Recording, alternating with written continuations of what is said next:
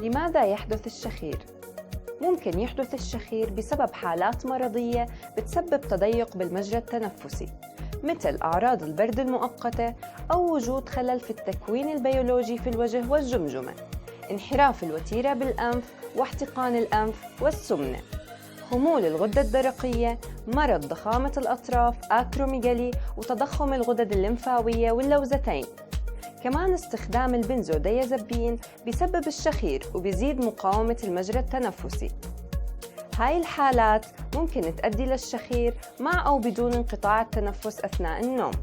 والسبب الأكثر شيوعاً للشخير هو الارتخاء الزائد لعضلات الحلق.